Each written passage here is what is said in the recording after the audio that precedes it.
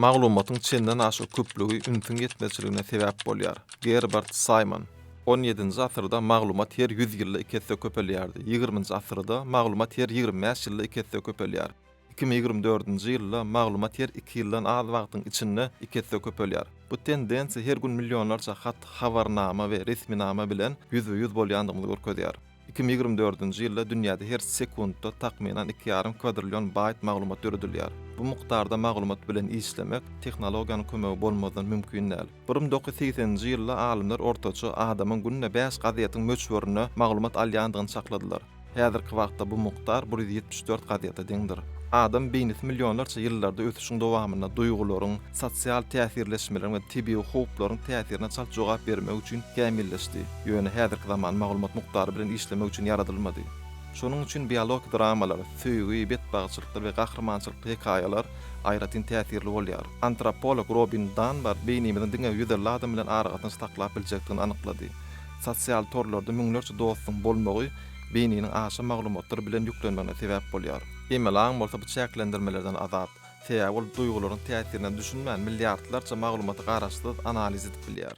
Emelaň hakyndaky ilkinji pikirler, maşinlaryň pikir edip biljekdigi baradaky pikir kompýuterlaryň peýda bolmagundan has öňüze çykdy. 19-njy asyrda George Boole programmerlemeň esasy bolan logikanyň düýbüni tutdy.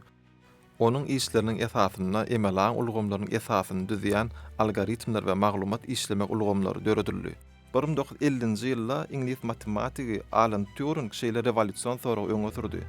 Maşinlar pikir edip bilermi? Bu soraga jogap tapmak üçin ol Turing synagyny işläp düzdi. Bu synagda kompýuter adam bilen gurulýyp onu inandyrmaly, ýagny söhbet döşlüğün başga bir adam bilen geçirilýändigi hakynda pikir döretmeli. Turing synagy häzirki wagtda hem emelaň bahalandyrmak üçin esasy ölçekleriň biri bolup durýar. 1956-njy ýylda Amerikaly alimler John McCarthy, Marvin Minsky, Claude Shannon we Nathan Rochester Dartmouth College'ynda ilmi konferensiýa geçirdiler. Bu konferensiýada ilkinji gedek emelaň termini ulanyldy. Bu waka emelaň ilminiň resmi dogulun pursat hasaplanýar.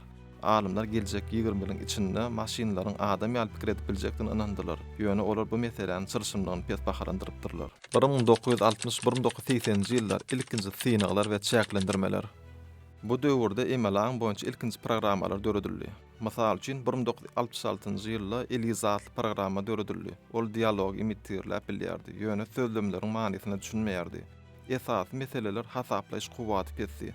1960-njy ýyllaryň kompýuterler diňe müňlerçe operasiýany sekundda ýerine ýetirip bilýärdi. Häzirki emelaň ulgamlary bolsa trillionlarçe operasiýany ýerine ýetirýär. Maglumat ýetmezçiligi diýärdi emelaň öwrenmek üçin uly maglumat toplumlaryna mätäşdi. Ýöne şol döwürde beýle maglumatlar elitirildi. Alimlaryň gat optimistik çaklamalary emelaň tiz ötüşekdigini ananyldy.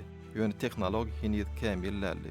Bu kynçylyklar sebäpli 1970-nji ýyllarda emelaň üçin maliýeleşdiriş epetli adaldy. Bu döwür emelaň durgunlyk döwrü diýilip adlandyryldy. 1980-1990-njy ýyllar neuron torlary we öňe gidişlik. 1986-njy ýylda alimler Jeffrey Hinton we Ian LeCun neuron torlaryny öwretmek üçin esasy algoritm bolan ýalňyşlygy izarlap düzetme usulyny işläp düzmek bilen emelaňa bolan gyzyklanmany täzeden janlandyrdylar. 1997-nji ýylda IBM kompaniýasy Deep Blue superkompýuterini döretdi. Bu kompýuter dünýä billi şahmatçysy Garry Kasparow ýeňdi. Bu waka emelaň çylşyrmy meselelerde adam öňüne durup biljekdiginiň ilkinji tutnamasy boldy. Emelaň düşünjesi bir näçe 10 ýylyň dowamyna dörep we ösüp geldi. Ilkinji şäkli programmalar bilen başlan bu ýol häzirki wagt ösen neuron torlary we güýçli algoritmler arkaly täze mümkinçilikler açýar. Emelaň diňe bir ilmi garaýşda eýtem durmuşynyň aýrylmaz bölegine urildi. Häzirki zaman emelaň häzirki ösüş 2010-njy ýyllardan başlap 3 esasy faktor sebäpli çaltlaşdy. Birinji uly maglumatlar big data. 2024-nji ýylda her günne 330 petabayt, ýagny 330 million gigabayt maglumat döredilýär. Bu emelaň uly maglumatlar toplumda ulanyp has, takyk we çylşmyly meseleleri çözmegine mümkinçilik berýär. Ikinji bulut hasaplamalary. Google, Amazon, Microsoft ýaly kompaniýalar dünýä derejesinde uly maglumat merkezlerini döretdiler. Bu ulgamlaryň üstü bilen emelaň real wagtda ulanjylaryň maglumatlary bilen işläp bilýär. Üçüncü kuwatly prosesorlar, grafik prosesorlar, tensor prosesorlar emelaň modellarynyň has, şalt we netijeli işlemini ýol açdy. 1990-njy ýyllar bilen deňeşdirilen häzirki neuron torlary müňlerçe has, şalt işleýär. 21-nji asyrda emeli aň ösüşi.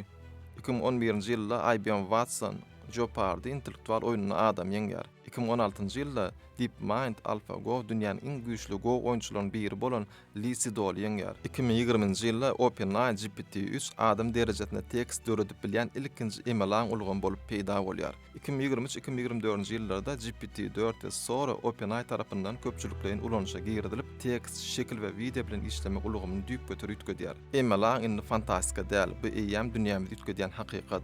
Netijede emelaň adamlaryň durmuşyny ýeňilleşdirýän tehnologiýa bolmak bilen bir hatarda iş bahadyna we ahlak kadrlaryny täsir edip biljek güýçli gurallar. Geljekde oňa dogry gözegçilik etmek we ony adam bähbedi üçin ulanmak iň möhüm wezipe bolar. Emelaň diňe tehnologiýa däl, eýsem dünýämizi ýetgedýän gural, ol eýýäm ilmde, lukmançylykda, işde we tynygda kömek edýär. Emma onuň geljegi näýdi bolar? Bu biziň özümize bagly. Onuň mümkinçilikleri we çäklendirmelerini düşünmek, onu peýdal ulanmak we jogapkärçilik bilen ösdürmek möhümdir. Biz bu ýoluň diňe başyndadyr we öňümizde köp açyşlar bar. Emelaň adamda nähili täsir etjekden muny wagt görkezdir. Esasat öňe anyk ädimler bilen gitmekdir.